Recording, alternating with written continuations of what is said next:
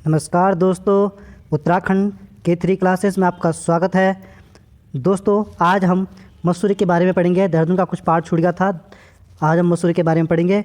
दोस्तों, आज का मोटिवेशन कोट जो आपको ऊर्जावान बनाएगा, आपको पढ़ने के लिए ललक पैदा करेगा। दोस्तों, उत्तराखंड ग्रुप सी का एग्ज़ाम अगर निकालना है आप लोगों को, तो ये बात आपको गांठ बांध लो कि आपको किताब आनी चाहिए।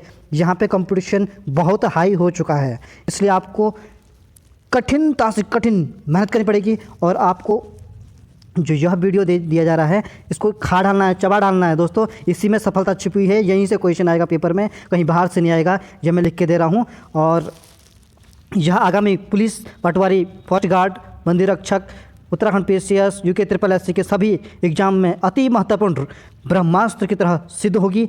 यह आप और आपका मोटिवेशन कोड, आज का मोटिवेशन कोड रहेगा कि तू हंस, तू मुस्कुरा, तू रोना कम कर दे। तू हंस, तू मुस्कुरा, तू रोना कम कर दे। तू जिंदा है, तू जिंदगी की नाक में दम कर दे। तो दोस्तों, मैं आपका ज़्यादा समय न खराब करते हुए मसूरी के बारे में पढ़ते हैं आज। दोस्तों, मसूरी को पहाड़ों की रानी कहा जाता है। मसूरी को गंगोत्री और यमुनोत्री का प्रवेश द्वार कहते हैं। मसूरी को गंगोत्री व यमुनोत्री का प्रवेश द्वार कहा जाता है। मसूरी को गंगोत्री और यमुनोत्री का प्रवेश द्वार मसूरी को कहते हैं। मसूरी को पर्वत की रानी कहा जाता है। मतलब पहाड़ों की रानी किस बोलते हैं? मसूरी को कहते हैं। पर्वतों की रानी भी मसूरी को कहा जाता है। पर्वतों की रानी मसूरी को कहा जाता है। मसूरी को पर्वतों की रानी कहा जाता है। मसूरी को पर्वतों की रानी कहा जाता है। मसूरी की समुद्र तल से औसत ऊंचाई 2005 मीटर है। मसूरी की समुद्र तल से औसत ऊंचाई 2005 मीटर है। मसूरी की समुद्र तल से ऊंचाई कितनी है? तो 2005 मीटर है। मसूरी शहर के संस्थापक आयरिश अफसर कैप्टन यंग जवान लड़का था, वो कैप्टन यंग को जाता है। मसूरी के जो संस्थापक हैं आयरिश अफसर कैप्टन यंग को जाता है। कैप्टन यंग ने मसूरी की स्थापना की थी। मसूरी की स्थापना 1824 में captain young, Irish captain young ने की थी। कैप्टन यंग ने मसूरी की स्थापना 1824 में की थी। मसूरी शहर के संस्थापक आयरिश अफसर कैप्टन यंग थे। मसूरी की स्थापना 1824 में की थी। मसूरी का क्षेत्रफल 65 वर्ग किलोमीटर है। मसूरी का टोटल क्षेत्रफल आपका 65 वर्ग किलोमीटर है। 1820 में सुदर्शन शाह ने मसूरी को वर्तमान भूमि 80 वर्ष के लिए पट्टे पे दी थी। टिहरी के प्रथम पंवार वंश थे सुदर्शन शाह। 1820 में सुदर्शन शाह ने मसूरी के वर्तमान भूमि 80 वर्षों के लिए पट्टे पे दी थी। 1820 ईस्वी में मसूरी को सुदर्शन शाह ने 80 वर्ष के लिए पट्टे पे दी थी। 1820 ईस्वी में सुदर्शन शाह ने मसूरी को 80 वर्षों के लिए भूमि को पट्टे पे दी थी। मसूरी नाम यहाँ बहुतायत उगने वाले मसूर पौधे के नाम पर पड़ता है। मसूरी नाम यहाँ पर बहुतायत में उगने वाले मसूर पौधे के नाम पर पड़ता है। मसूरी का जो नाम यहाँ बहुतायत उगने वाले मसूर के पौधे के नाम पर पड़ता है। मसूरी औसत वार्षिक वर्षा 242 सेंटीमीटर होती है। मसूरी में औसत वार्षिक वर्षा 242 सेंटीमीटर होती है। मसूरी में औसत वार्षिक वर्षा 242 सेंटीमीटर होती है। मसूरी की पहली इमारत मलिंगार होटल 1828 में बनती है। मसूरी की पहली इमारत मलिंगार होटल आपके मसूरी में है। इसकी स्थापना 1828 में होती है। मसूरी की पहली इमारत है मलिंगार होटल। मसूरी की पहली इमारत का नाम क्या है? मसूरी की पहली इमारत का नाम मलिंगार होटल है। मलिंगार होटल मसूरी की पहली इमारत है, जिसकी स्थापना 1828 में हुई थी। मलिंगार होटल मसूरी की पहली इमारत है, जिसकी स्थापना 1828 में हुई। मसूरी की स्थापना 1824 में किसने की थी? कैप्टन यंग ने की थी। मसूरी की पहली इमारत मलिंगार होटल 1828 में बनी। 1829 में लॉरेंस नामक अंग्रेज़ ने परचून की दुकान खोली थी। 1829 में मसूरी में लॉरेंस नामक अंग्रेज़ ने परचून की दुकान खोली थी। दोस्तों, याद तो करना पड़ेगा परचून की दुकान। मसूरी की पहली इमारत मलिंगार होटल की स्थापना 1828 में होती है। 1829 में लॉरेंस अंग्रेज़ ने परचून की दुकान मसूरी में खोली थी। 1829 में लॉरेंस नामक अंग्रेज़ ने परचून की दुकान मसूरी में खोली थी। 1829 में कर्नल एवरेस्ट ने 1832 ईस्वी में द पार्क नाम से कोठी बनाई थी। जो एवरेस्ट हैं, जिन्होंने एवरेस्ट सबसे पहले पता किया था, जिनके नाम पर एवरेस्ट पर्वत का नाम एवरेस्ट हो गया, इन्होंने 1832 में द पार्क नाम से कोठी बनाई थी मसूरी में। कर्नल एवरेस्ट ने 1832 में द पार्क नाम से कोठी बनाई थी मसूरी के अंदर। कर्नल एवरेस्ट ने 1832 में द पार्क नाम से कोठी बनाई मसूरी के अंदर। कर्नल एवरेस्ट ने 1832 में द पार्क नाम से कोठी बनाई थी मसूरी में। 1845 में convent of Jesus and Mary school Mussoorie का पहला स्कूल बनता है। 1845 ईस्वी में convent of Jesus and Mary school कहाँ है? मसूरी में है। Convent of Jesus and Mary school Mussoorie में 1845 में इसकी स्थापना होती है। Convent of Jesus and Mary school Mussoorie में है। इसकी स्थापना 1845 में होती है। मसूरी के पहले क्राइस्ट चर्च की स्थापना 1836 को कैप्टन रैनी टेलर ने की थी। मसूरी में पहले क्राइस्ट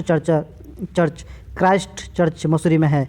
क्राइस्ट चर्च मसूरी के अंदर है। क्राइस्ट चर्च आपके मसूरी के अंदर है। 1836 ईस्वी में कैप्टन रैनी टेलर ने की थी।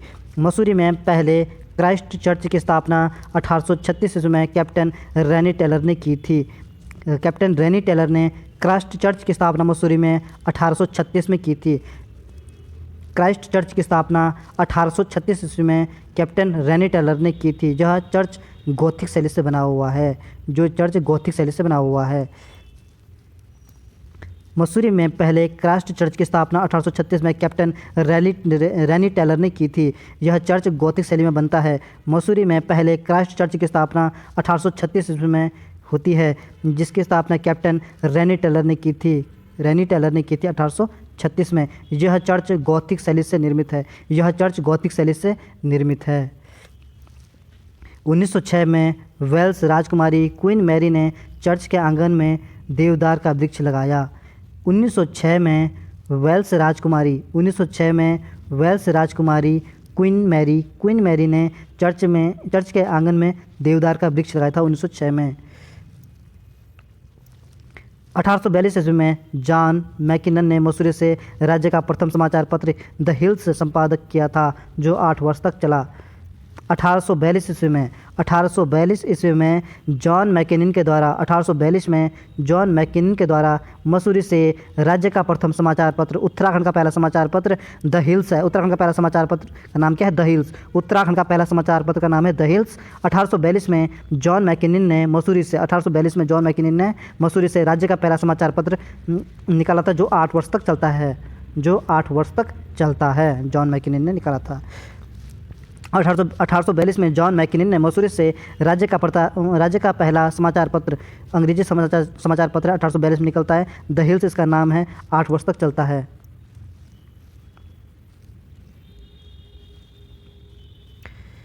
मसूरी नगर पालिका का गठन 1842 में होता है। मसूरी का नगर पालिका सबसे पहली नगर पालिका है। राज्य की सबसे पुरानी नगर पालिका परिषद मसूरी है। उत्तराखंड राज्य की सबसे पुरानी नगर पालिका परिषद का नाम क्या है? मसूरी। उत्तराखंड राज्य की सबसे पुरानी नगर पालिका परिषद मसूरी में है। उत्तराखंड राज्य की सबसे पुरानी नगर पालिका परिषद आपके मसूरी में है। मसूरी नगर पालिका का गठन 1842 को होता है। 1842 को मसूरी नगर पालिका का गठन होता है। 1842 को मसूरी नगर पालिका का गठन होता है। सितंबर 2009 से मसूरी नगर पालिका इको टैक्स वसूल किया जा रहा है। सितंबर 2009 से मसूरी नगर पालिका के द्वारा इको टैक्स वसूल किया जा रहा है। मसूरी नगर पालिका के द्वारा सितंबर 2009 से मसूरी नगर पालिका द्वारा इको टैक्स वसूला जा रहा है। इको टैक्स मसूरी नगर पालिका के द्वारा सितंबर 2009 से मसूरी नगर पालिका के द्वारा इको टैक्स वसूला जाता है। 2 सितंबर 1994 को मसूरी गोलीकांड होता है। मसूरी गोलीकांड कब होता है? 2 सितंबर 1994 को। 2 सितंबर 1994 को मसूरी गोलीकांड होता है। मसूरी गोलीकांड 2 सितंबर 1994 को हुआ। 1920 में देहरादून से मसूरी सड़क मार्ग का निर्माण होता है। 1920 में देहरादून से मसूरी तक सड़क मार्ग का निर्माण होता है। 1920 में देहरादून से मसूरी तक सड़क मार्ग का निर्माण हुआ। 1920 में देहरादून से मसूरी तक सड़क मार्ग का निर्माण कब होता है? देहरादून से मसूरी तक सड़क मार्ग का निर्माण 1920 में होता है। मसूरी की सबसे ऊंची चोटी लाल टिब्बा है। मसूरी की सबसे ऊंची चोटी का नाम क्या है? लाल टिब्बा। मसूरी की सबसे ऊंची चोटी का नाम क्या है? लाल टिब्बा। दूसरी ऊंची चोटी आपकी गन हिल। मसूरी की सबसे ऊंची चोटी है लाल टिब्बा। दूसरी ऊंची चोटी कौन सी? गन हिल पहाड़ियाँ हैं। मसूरी की सबसे ऊंची चोटी का नाम लाल टिब्बा है। मसूरी की सबसे ऊंची चोटी का नाम लाल टिब्बा मसूरी की सबसे ऊंची चोटी है। और मसूरी की दूसरी सबसे ऊंची चोटी कौन सी है? गन हिल है। गन हिल, गन हिल मसूरी की दूसरी सबसे ऊंची चोटी है। मसूरी की सबसे ऊंची चोटी है लाल टिब्बा। मसूरी की सबसे ऊंची चोटी कौन सी है? लाल टिब्बा। और मसूरी की दूसरी ऊंची चोटी का नाम क्या है? गन हिल पहाड़ियाँ हैं। गन हिल पहाड़ियाँ हैं। और मसूरी रोपवे 1970 में बनता है। मसूरी में रोपवे का निर्माण 1970 में होता है। मसूरी में रोपवे का निर्माण 1970 में होता है। 1970 में मसूरी में रोपवे का निर्माण होता है। मसूरी में रोपवे का निर्माण 1970 में होता है। मसूरी में रोपवे का निर्माण 1970 में हुआ। मसूरी टीवी टावर 1975 में बनता है। मसूरी टीवी टावर की स्थापना 1975 में होता है। मसूरी में टीवी टावर की स्थापना 1975 में होता है। 1977 में इससे काम शुरू किया था और 1977 में टीवी टावर ने काम शुरू किया था। मसूरी में टीवी टावर 1975 में बनता है और टीवी टावर ने काम शुरू किया था 1977 में। मसूरी में टीवी टावर 1975 में बनता है और टीवी टावर ने काम शुरू 1977 में किया था।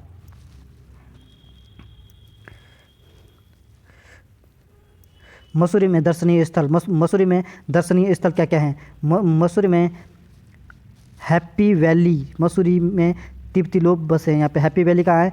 हंसते रहते हैं हैप्पी वैली में ना।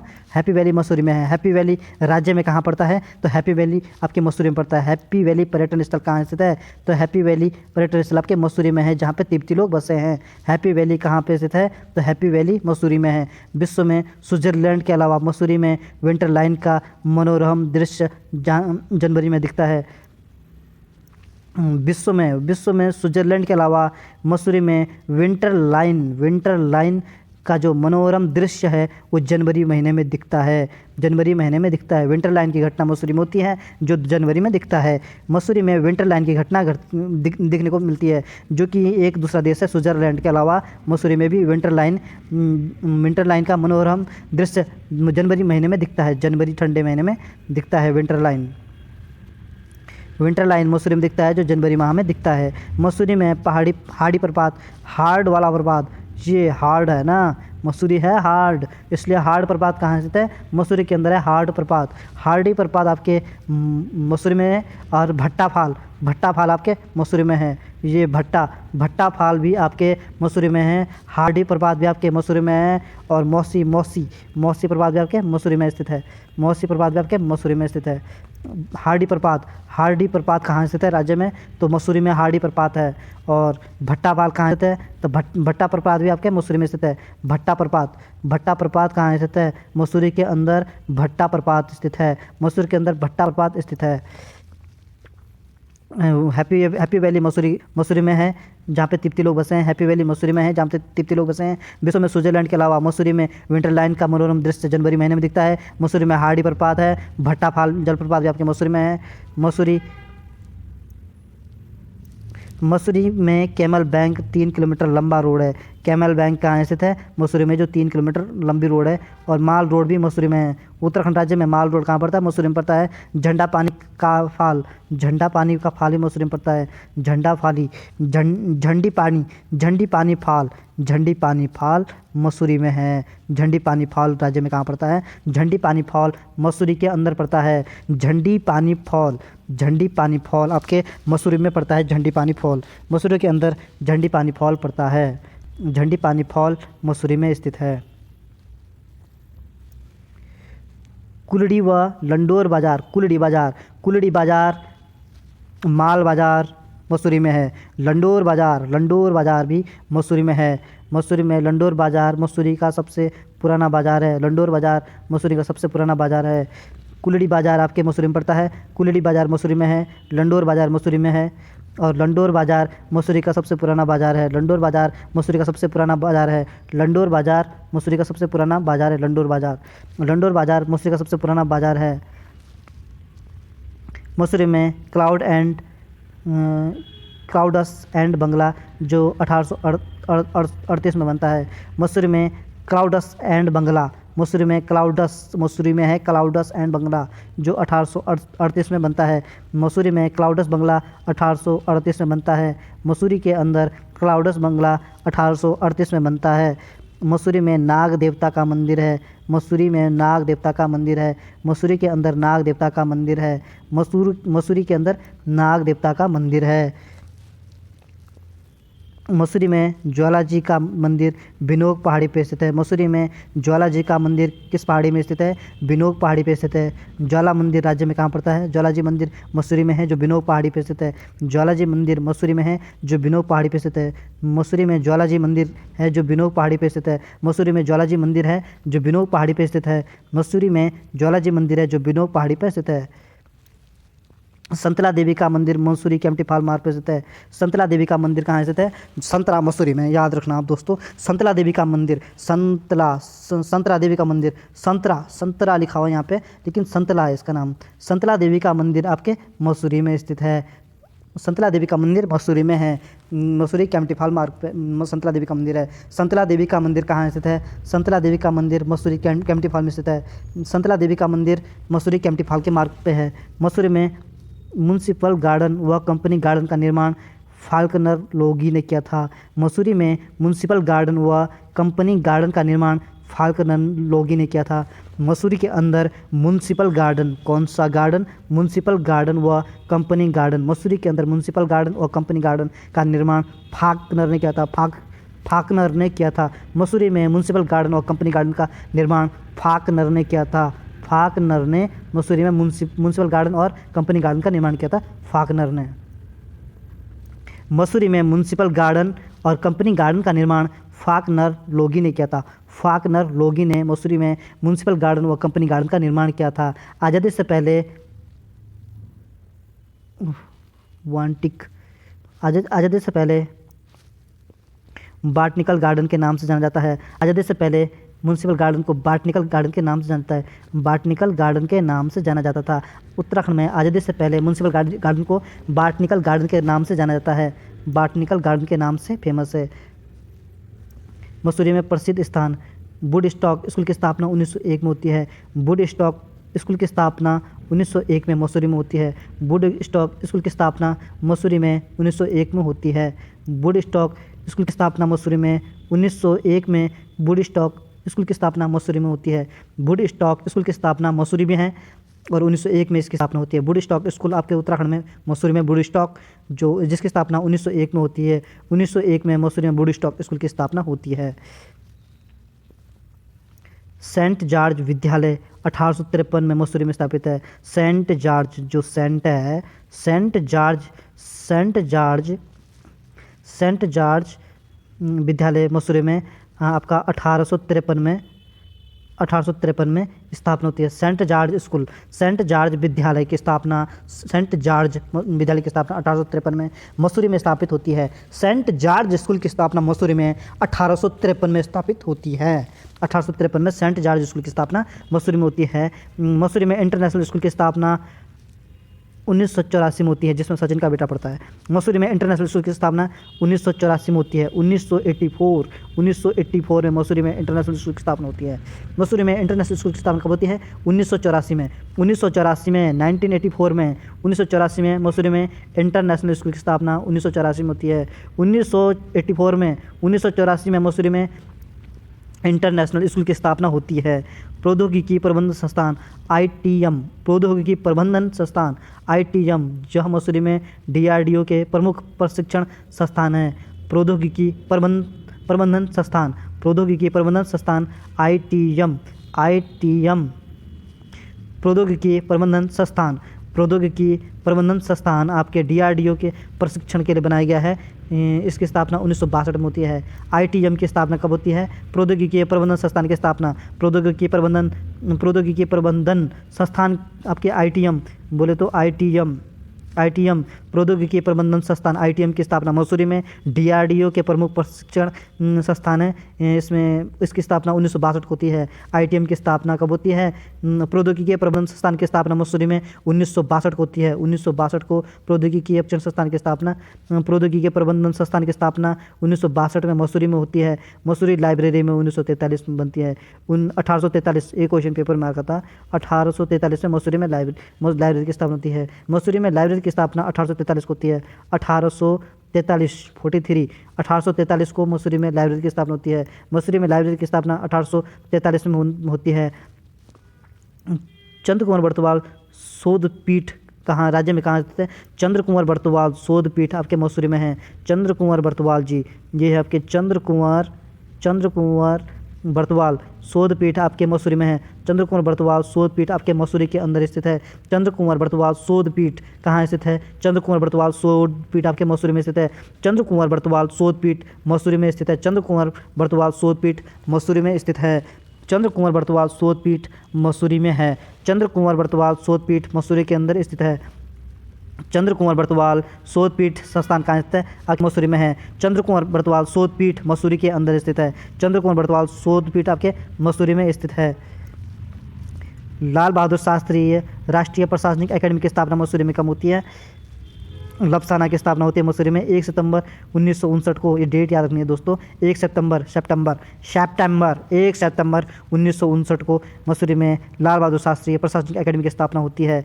मसूरी में लाल बहादुर शास्त्री प्रशासनिक अकादमी की स्थापना कब होती है?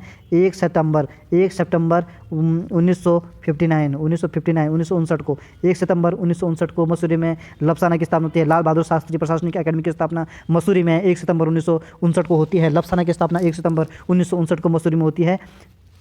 लाल बहादुर शास्त्री अकादमी की स्थापना मसूरी में कब होती है? 1 सितंबर 1959 को होती है। ऋषिकेश पर्यटन स्थल ऋषिकेश देहरादून का एक उपनगर है।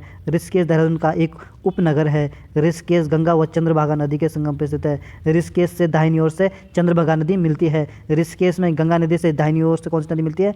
चंद्रभागा नदी ऋषिकेश में गंगा नदी में दाहिने तरफ से मिलती है, राइट हैंड से मिलती है।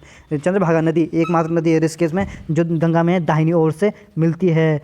चंद्रभागा नदी और गंगा नदी के संगम पर ऋषिकेश स्थित है। केदारखंड में ऋषिकेश को कुब्जा मुर्ग कहा गया है। ऋषिकेश का जो पुराना नाम है वो कुब्जा मुर्ग है।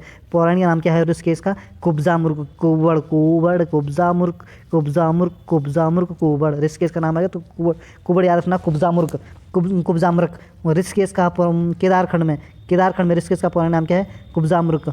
केदारखंड में ऋषिकेश का पुराना नाम क्या है? कुब्जा मुर्ग ऋषिकेश का पुराना नाम है। केदारखंड में ऋषिकेश का पुराना नाम कुब्जा मृग है। कुब्जा मृग ऋषिकेश का पुराना नाम है। ऋषिकेश का पुराना नाम क्या है? तो कुब्जा मृग है। कुब्जा मृग ऋषिकेश का पौराणिक नाम है। केदारखंड में ऋषिकेश का पौराणिक नाम क्या है? केदारखंड में ऋषिकेश का पौराणिक नाम है कुब्जा मृग। केदारखंड में ऋषिकेश का पौराणिक नाम है कुब्जा मृग।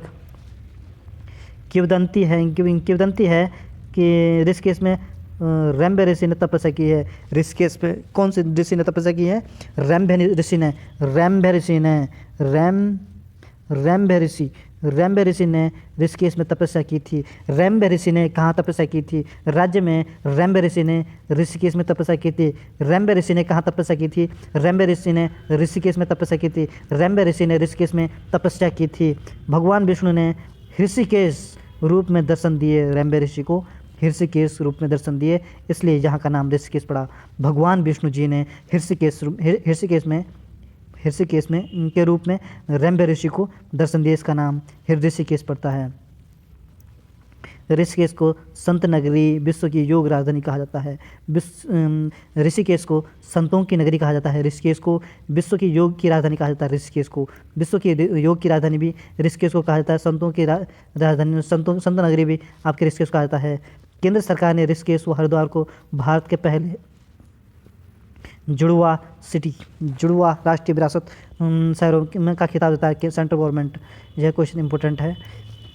केंद्र सरकार ने ऋषिकेश और हरिद्वार को भारत के पहले जुड़वे राष्ट्रीय विरासत शहरों का खिताब दिया।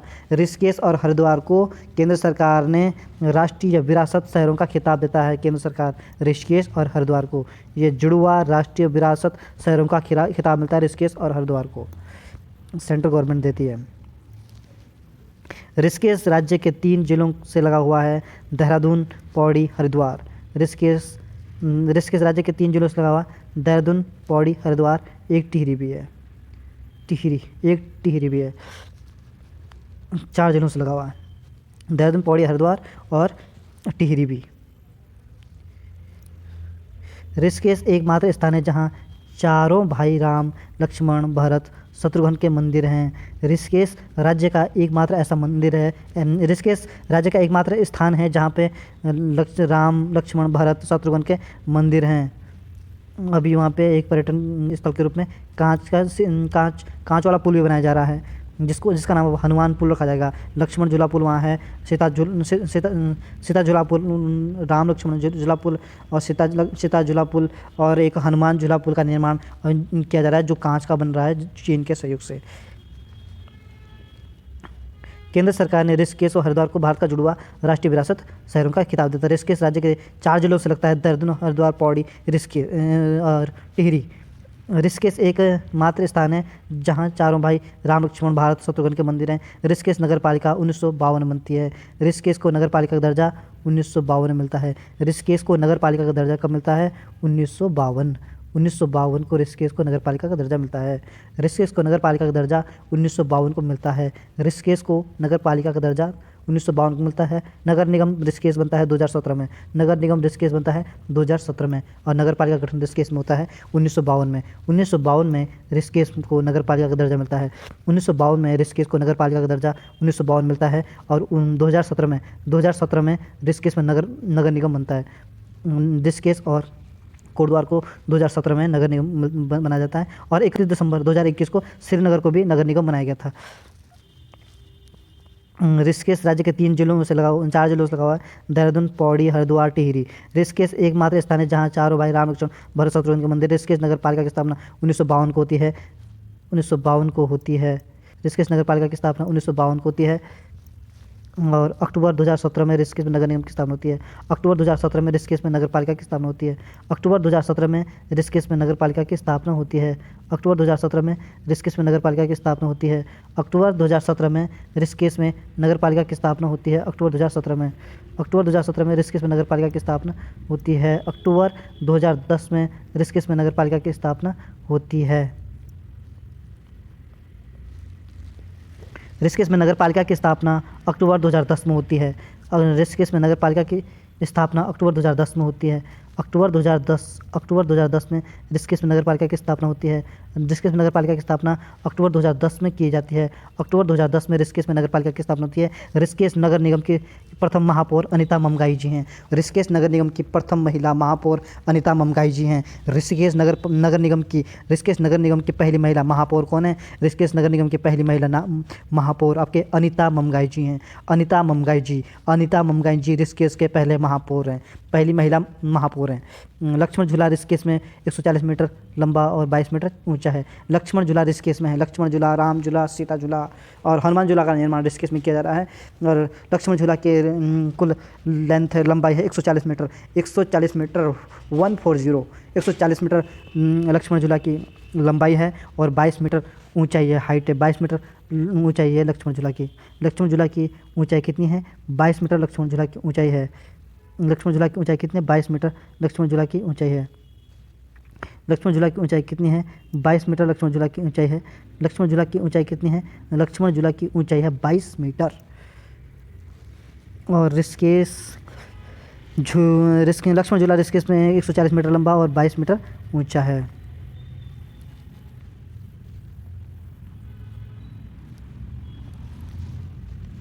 लक्ष्मण झूला पहले जूट रोप ब्रिज था। लक्ष्मण झूला पहले जूट रोप ब्रिज था। दोस्तों, बोर नहीं होना है, हमें पढ़ते रहना है, इसी में सफलता मिलेगी। बस कुछ 4-5 महीने की मेहनत होती है। ये 4-5 महीने में जिसने पढ़ लिया वो निखर जाता है और उसके बाद जो पढ़ाई नहीं करता वो बाद में सोचता है कि समय नहीं मिला। इसलिए दोस्तों, समय का सदुपयोग करना सीखो और हमें आगे बढ़ना है और हमें अपना भविष्य देखना है। इसी को देखते हुए हमें यह सीख लेना है। दशरथ राम मान जी का एक डायलॉग है, फेमस डायलॉग, मैं आपके सामने शेयर करना चाहूँगा। लक्ष्मण जी आपसे कहते हैं 140 मीटर लक्ष्मण झूला का आपका हाइट है, 140 मीटर आपका लक्ष्मण झूला का लेंथ है और 22 मीटर ऊंचाई है, 22 मीटर ऊंचाई है। दोस्तों जब तक तोड़ेंगे नहीं तब तक छोड़ेंगे नहीं, हम भी सफलता के पीछे हाथ धो के पड़े रहेंगे, जब तक मिलेगा नहीं तब तक छोड़ेंगे नहीं। दोस्तों हमने आगे देखना है। लक्ष्मण झूला पहले जूट रोबे ब्रिज था। लक्ष्मण झूला कैसे था? पहले जूट रोबे ब्रिज था और 1924 में 24 की बाढ़ में टूट गया था। पहले ये जूट का बना था लक्ष्मण झूला का पुल। 1924 में एक बाढ़ आती है लक्ष्मण झूला में, फिर वो टूट जाता है जूट का पुल। फिर जूट बोले तो ये रस्सी से बना था। लक्ष्मण झूला का निर्माण 1930 में किया गया था। 1930 में लक्ष्मण झूला का निर्माण किया गया था। 1930 में लक्ष्मण झूला का निर्माण किया गया था।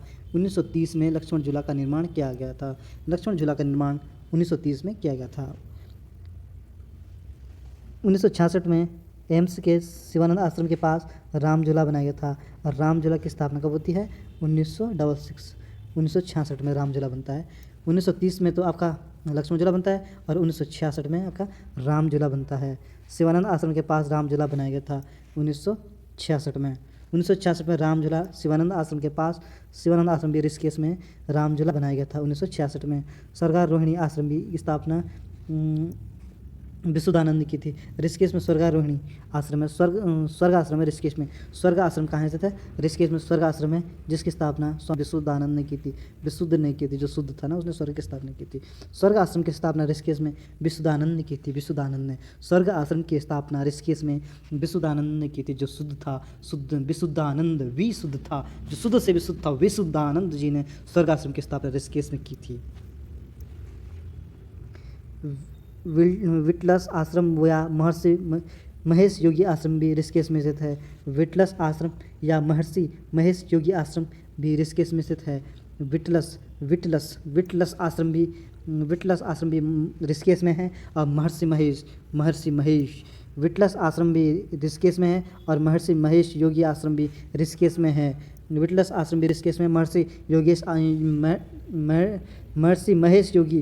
महेश योगी आश्रम भी ऋषिकेश में है। ओंकारानंद आश्रम भी ऋषिकेश में होती है। ओंकारानंद आश्रम की स्थापना 1967 में ओंकारानंद सरस्वती जी ने की थी। ओंकारानंद सरस्वती जी ने ओंकारानंद आश्रम की स्थापना 1967 में की थी। 1967 में की थी ओंकारानंद जी ने। 1967 में ओंकारानंद ने ओंकारानंद आश्रम की स्थापना की थी। 1967 में 1967 में ओंकारानंद सरस्वती जी ने ओंकारानंद आश्रम की स्थापना की थी ऋषिकेश में। गीता भवन ऋषिकेश में गंगा नदी के तट पर स्थित है। 1944 में बनता है। 1944 में गीता भवन की स्थापना ऋषिकेश में होती है। 1944 में गीता भवन ऋषिकेश में है। गंगा नदी के तट पे है। 1944 में गीता भवन की स्थापना ऋषिकेश में होती है। 1944 में गीता भवन की स्थापना ऋषिकेश में होती है। नीलकंठ महादेव मंदिर ऋषिकेश से 14 किलोमीटर आगे है, पौड़ी जिले में पड़ता है। पर नीलकंठ महादेव मंदिर पौड़ी जिले में पड़ता है। नीलकंठ महादेव मंदिर ऋषिकेश में है। नीलकंठ महादेव मंदिर पंकजा व मधुमती नदी के संगम पर है। नीलकंठ महादेव मंदिर पंकजा व मधुमती नदी और पंकजा नदी, जो नीलकंठ महादेव मंदिर है। प्रसिद्ध नीलकंठ महादेव मंदिर कहाँ स्थित है? तो पौड़ी जिले में नीलकंठ महादेव मंदिर है। अगर ऑप्शन में पौड़ी होता पौड़ी करना, ऑप्शन में अगर पौड़ी नहीं होगा, अगर ऑप्शन में पौड़ी नहीं होगा तब ऋषिकेश करना, नहीं तो पौड़ी इसका राइट आंसर होगा। नीलकंठ महादेव मंदिर आपके पौड़ी जिले में पड़ता है। ऋषिकेश से 14 किलोमीटर आगे है नीलकंठ महादेव मंदिर। नीलकंठ महादेव मंदिर पंकजा व मधुमती नदी के संगम पर है। पंकजा और मधुमती नदी, पंकजा प्लस मधुमती नदी के संगम पर नीलकंठ महादेव का मंदिर है। पंकजा और मधुमती नदी, मधुमती मीठी नदी। ऋषिकेश में पौड़ी में महादेव मंदिर, नीलकंठ महादेव मंदिर पौड़ी गढ़वाल में पड़ता है। पंकजा और मधुमती नदी के संगम पर स्थित है। कैलाश निकेतन ऋषिकेश में स्थित है। कैलाश निकेतन आपके ऋषिकेश में स्थित है। कैलाश निकेतन यहाँ पर 13 मंजिल का है, लक्ष्मण झूला के पास से है। 13 मंजिल का है। कैलाश निकेतन मंदिर ऋषिकेश में 13 मंजिल है, जो पौड़ी जिले में पड़ता है। देखो दोस्तों, ये लक्ष्मण झूला पुल है, इधर साइड ऋषिकेश है, ये टिहरी के अंदर आता है और ये पौड़ी इस पुल के पार पौड़ी में आता है। इधर से आप नीलकंठ महादेव का मंदिर है, इधर से रास्ता जाता है।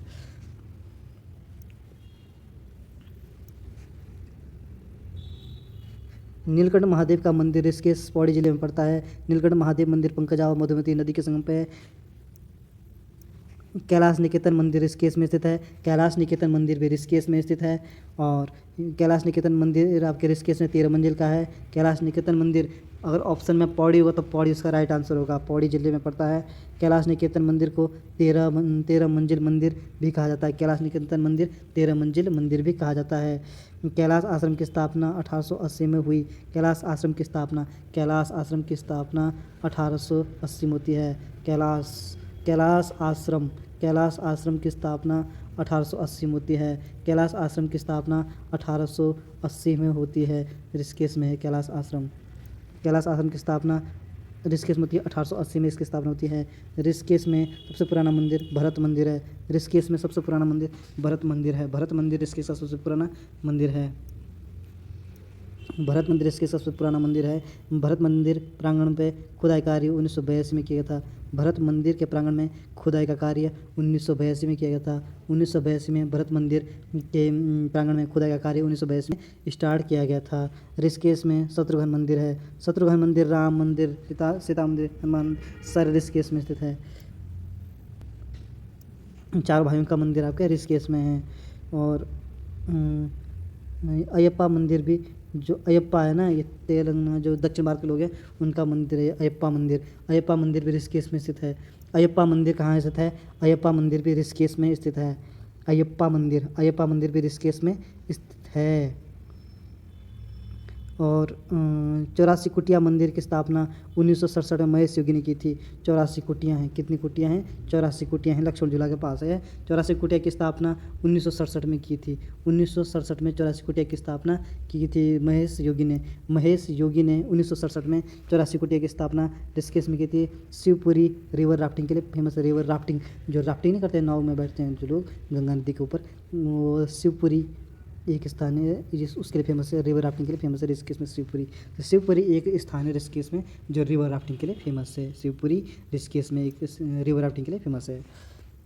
ऋषिकेश से कुछ दूरी पर कोडियाला स्थान भी राफ्टिंग के लिए फेमस है। जो कोडियाला भी है ये ऋषिकेश में कोडियाला पड़ता है, वो भी राफ्टिंग के लिए, रिवर राफ्टिंग के लिए फेमस है। रिवर राफ्टिंग के लिए कोडियाला भी फेमस है। रिवर राफ्टिंग के लिए कोडियाला फेमस है। कोडियाला और शिवपुरी ऋषिकेश में रिवर राफ्टिंग के लिए फेमस है। ऋषिकेश में क्लिफ जंपिंग या पंजी जंपिंग पर्यटन स्थल ब्रह्मपुरी में है। ब्रह्मापुरी जो पंजी जंपिंग ब्रह्मापुरी में ये पंजी जंपिंग होती है। यहाँ पे क्लिफ जंपिंग या पंजी जंपिंग बोलते हैं इसको।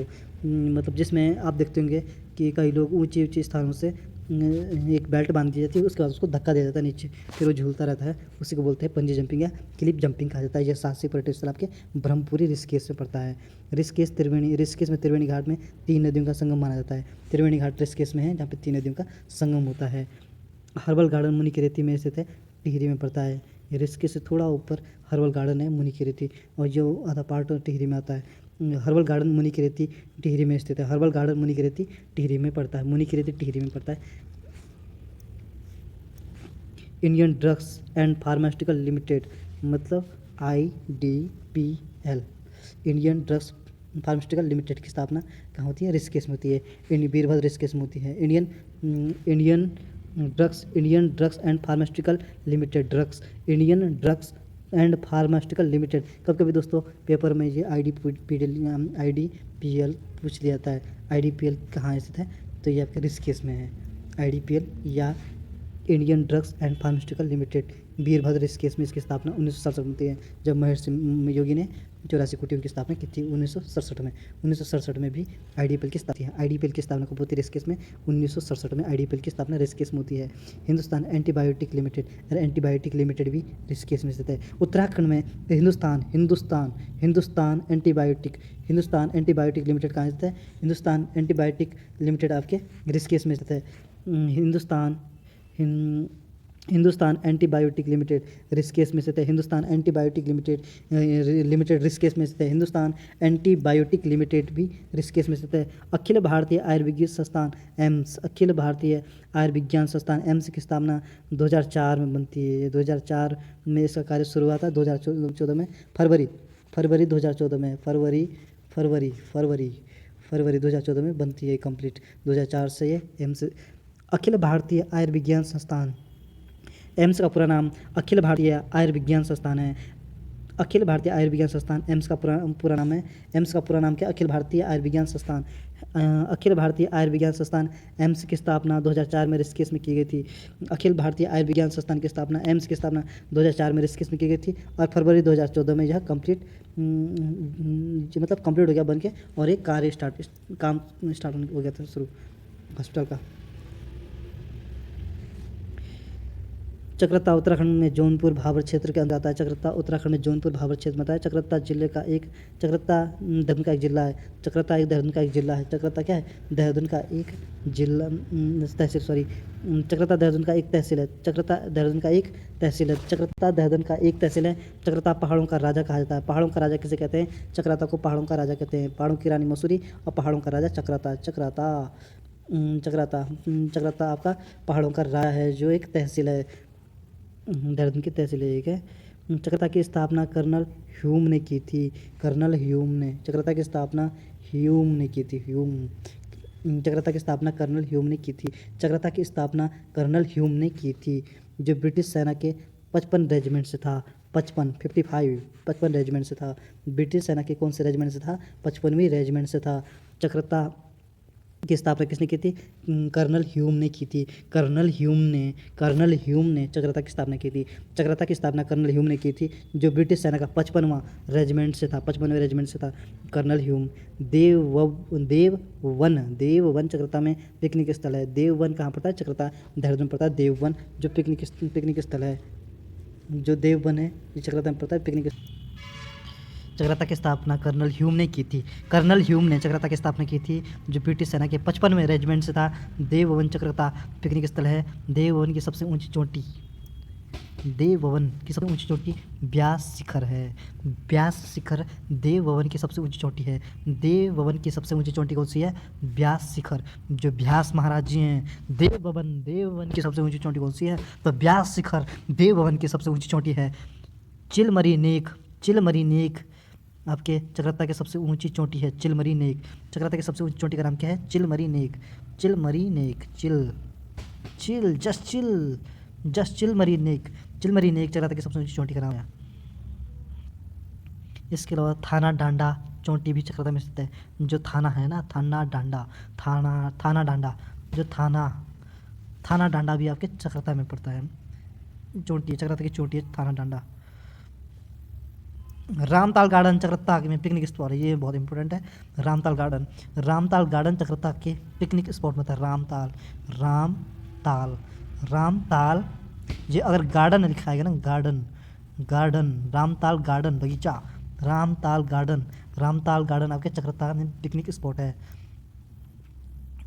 कानासर नामक पर्यटन स्थल भी चक्रता में पड़ता है।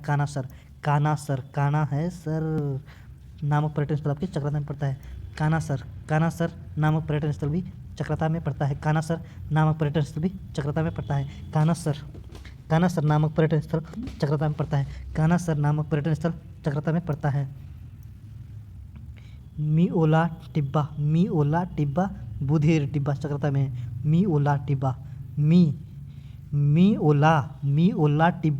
मिओला टिब्बा चक्रता देहरादून में पड़ता है।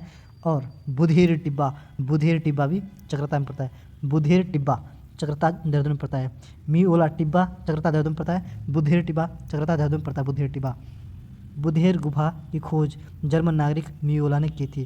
क्योंकि मिओला टिब्बा भी है ना वहाँ पे, तो मिओला टिब्बा चक्रता में पड़ता है। बुधेर गुफा की खोज बुधेर टिब्बा भी चक्रता में पड़ता है। बुधेर गुफा की खोज जर्मन का नागरिक है मिओला ने की थी। मिओला गुफा की खोज किसने की थी? जर्मन नागरिक मिओला ने की थी।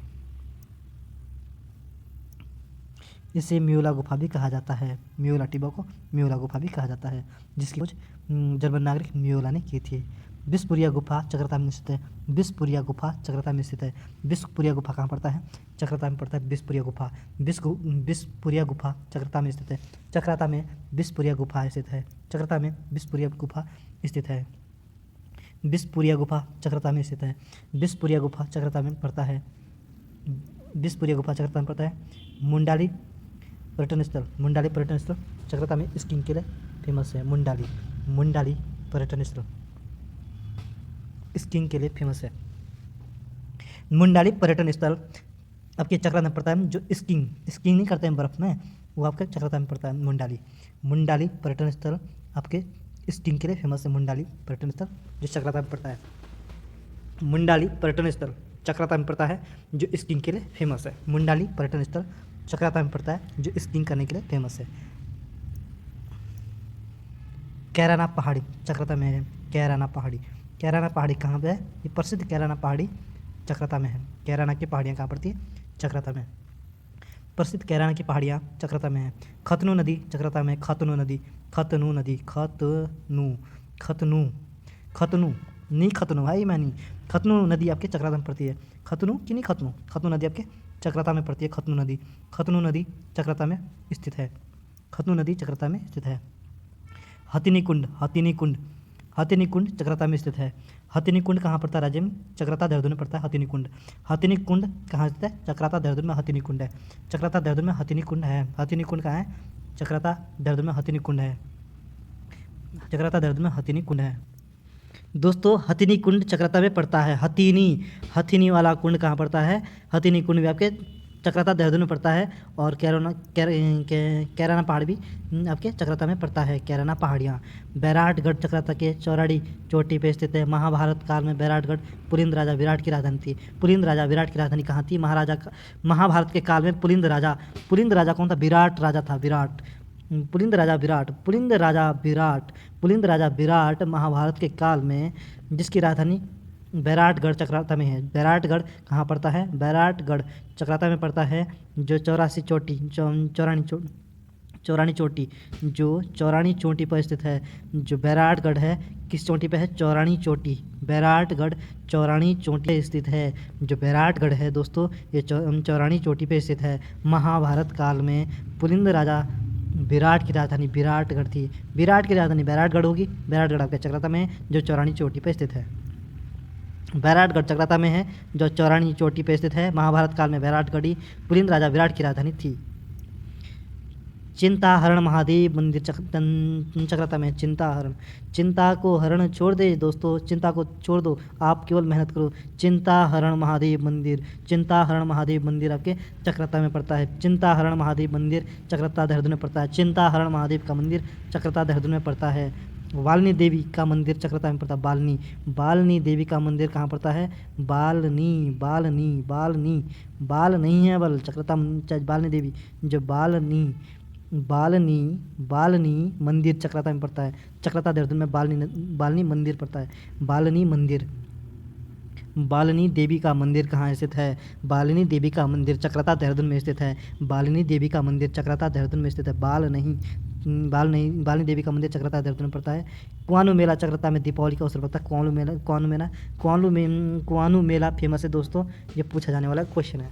कुआनू मेला चक्रता में दिवाली के अवसर में लगता है। कुआनू मेला चक्रता में लगता है। कुआनू मेला, जब दीपावली होती है तो चक्रता वाले कुआनू खेलते हैं। कुआनू मतलब दीपावली, दीपावली मनाते हैं, मतलब कुआनू मेला चक्रता देहरादून लगता है।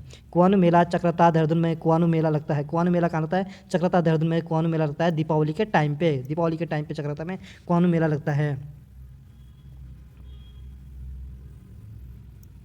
राज्य का पहला वार मेमोरियल देहरादून के चीड़बाग क्षेत्र में बनेगा। उत्तराखंड राज्य का पहला वार मेमोरियल बोलते हैं जहाँ पे सैनिकों के नाम लिखे जाते हैं। वार मेमोरियल के चीड़बाग क्षेत्र देहरादून में बनेगा। उत्तराखंड राज्य का पहला वार मेमोरियल देहरादून चीड़बाग क्षेत्र में बनेगा। वार मेमोरियल कहाँ बनेगा? चीड़बाग क्षेत्र में बनेगा। चीड़बाग क्षेत्र देहरादून बनेगा। देहरादून में 2007 से सिल्क मार्ग का निर्माण कार्य प्रारंभ हुआ। देहरादून में 2007 से सिल्क पार्क का निर्माण 2007 से बन रहा है।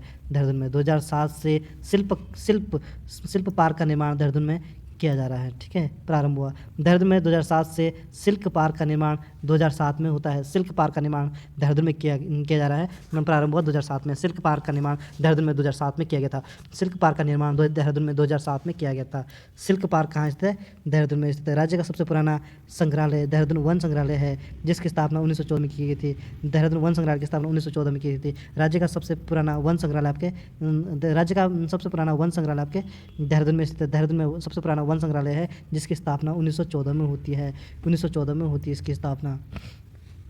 वर्तमान मुख्यमंत्री वर्तमान तो नहीं है। विधानसभा क्षेत्र डोईवाला विधानसभा, इसको छोड़ो, ये नहीं पूछा जाएगा दोस्तों।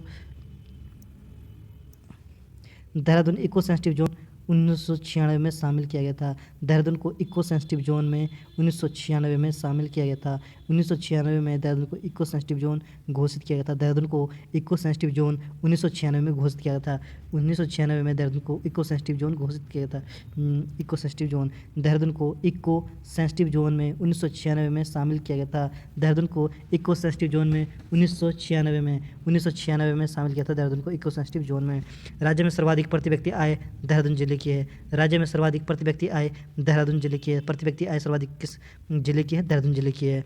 नालागढ़ देहरादून में पड़ता है, जो नाला है ना, नालों का गढ़ नालागढ़ आपका देहरादून में पड़ता है। नालागढ़ कहाँ पड़ता है आपका? देहरादून में पड़ता है नालागढ़। शहीद दुर्गामल योगा पार्क आपका गढ़ीकैंट देहरादून में। शहीद दुर्गामल योगा पार्क आपके गढ़ीकैंट देहरादून में स्थित है। शहीद दुर्गामल योगी पार्क गढ़ीकैंट देहरादून में स्थित है। शहीद दुर्गामल योग पार्क आपके गढ़ीकैंट देहरादून में स्थित है। शहीद दुर्गामल योगा पार्क आपके गढ़ीकैंट देहरादून में स्थित है। देहरादून में तार सेवा का प्रारंभ 1865 में होता है। 1865 में 65 में देहरादून में तार सेवा का प्रारंभ होता है। तार सेवा बोलते तो पत्र। देहरादून में तार सेवा का प्रारंभ 1865 में स्टार्ट होता है। देहरादून में तार सेवा का प्रारंभ 1865 में होता है। 1865 में देहरादून में तार सेवा का प्रारंभ होता है। देहरादून में तार सेवा का प्रारंभ 1865 में होता है। 1865 में देहरादून में तार सेवा का प्रारंभ होता है। और 1873 में पंडित नैन सिंह ने लहासा के रास्ते लेह से असम की यात्रा की थी। अच्छा, पंडित नैन सिंह ने लहासा के रास्ते से लेह लद्दाख से असम की यात्रा कब की थी? 1873 में 1873 में की थी। नैन सिंह रावत पिथौरागढ़ के हैं ये। 1873 में नैन सिंह रावत ने लहासा के रास्ते लेह से असम की यात्रा की थी। 1873 में पंडित नैन सिंह रावत ने लहासा के रास्ते लेह से असम तक की यात्रा 1873 में की थी। पंडित नैन सिंह रावत ने 1873 में लेह से असम तक की यात्रा की थी। 1873 में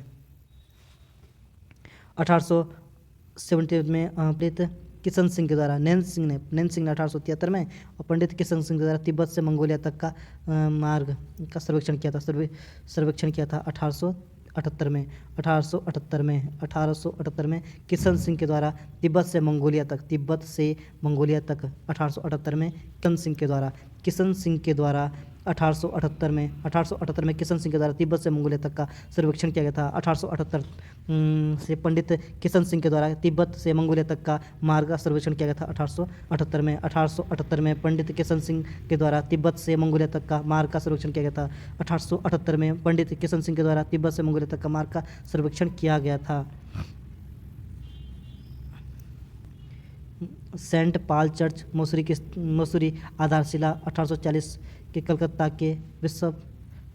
के बिशप डेनियल विल्सन ने रखी थी। सेंट पॉल चर्च की आधारशिला 1840 में कलकत्ता के बिशप डेनियल विल्सन ने रखी थी और डाउन्स की देखरेख में कार्य पूरा किया था 1840 में। जो सेंट है ना, सेंट लगाने वाला सेंट दोस्तों, सेंट पॉल वाला चर्च का है मसूरी में। राज्य में सेंट पॉल चर्च आपके मसूरी में पड़ता है। राज्य में सेंट पॉल चर्च आपके मसूरी में सेंट पॉल चर्च की आधारशिला 1840 को रखी जाती है। 1840 में सेंट पॉल चर्च की स्थापना मसूरी में की जाती है। और किसने की है? ये आपके कलकत्ता के बिशप डेनियल और विल्सन ने विल्सन ने रखी और डाउन्स की देखरेख में कार्य पूरा किया था। सेंट पॉल चर्च मसूरी की आधारशिला 1840 में कलकत्ता के सेंट पॉल चर्च मसूरी की आधारशिला 1840 में कलकत्ता के बिशप डैनियल विल्सन ने रखी थी और डाउन्स की देखरेख में यह कार्य किया गया था। महादेवी कन्या पाठशाला की स्थापना 15 सितंबर 1902 को देहरादून में की गई थी। महादेवी कन्या पाठशाला की स्थापना देहरादून में 15 सितंबर 1902 को देहरादून में की गई थी। महादेवी कन्या पाठशाला की स्थापना 15 सितंबर 1902 को देहरादून में की गई थी। महादेवी कन्या पाठशाला की स्थापना 15 सितंबर 1902 को देहरादून में की गई थी। महादेवी कन्या पाठशाला की स्थापना। और सेंट पॉल चर्च मसूरी की आधारशिला 1840 में कलकत्ता के बिशप डैनियल विल्सन ने रखी और डाउन्स की देखरेख में कार्य पूरा किया था। कलकत्ता के बिशप डैनियल विल्सन ने रखी थी। सेंट पॉल चर्च मसूरी में है जिसकी आधारशिला 1840 में कलकत्ता के बिशप डैनियल विल्सन ने रखी थी और डाउन्स की देखरेख में यह कार्य पूरा किया गया। धन्यवाद दोस्तों यहाँ तक वीडियो देखने के लिए। दोस्तों अगर आपको सिलेक्शन लेना है तो बोर बिल्कुल नहीं होना है, इस चीज़ को ठान लो, दिमाग में बसा दो कि बोर नहीं होना है, आपने लगे रहना है कंटिन्यू, चाहे बारिश हो चाहे कहीं शादी हो, किसी की उसमें नहीं जाना है। बस 3-4 महीने आपकी सफलता के लिए बहुत इंपॉर्टेंट होते हैं दोस्तों। आप ज़रूर निश्चित ही आपकी सफलता आपके कदमों पे होगी। आप रो नहीं, आप आगे बढ़ो, यह नारा भी आपके तुलसी देवी ने दिया था उत्तराखंड में। रो नहीं आगे बढ़ो, यह नारा किसने दिया था? तो तुलसी देवी उत्तराखंड की है, पिथौरागढ़ की, उन्होंने यह नारा दिया था, रो नहीं आगे बढ़ो का नारा दिया था दोस्तों। तो आपको यह वीडियो कैसी लगती है? इस वीडियो को मेरा मोटिवेशन बढ़ाने के लिए आप दोस्तों लाइक करें, शेयर करें, सब्सक्राइब जरूर करें दोस्तों, और ताकि मैं आगामी आपके लिए और प्रयत्न करते रहूँ। दोस्तों इस वीडियो को बनाने का मकसद मेरा यही है कि उत्तराखंड के जो भी बेरोजगार युवा साथी हैं वो रोज़गार प्राप्त कर सकें और उत्तराखंड का नॉलेज ले सकें। दोस्तों अपने दोस्तों को ज़रूर यह वीडियो शेयर करें और आपको कैसे लगती है यह वीडियो आप कमेंट में ज़रूर बताएं। नमस्कार दोस्तों, धन्यवाद। आपका दिन मंगलमय हो।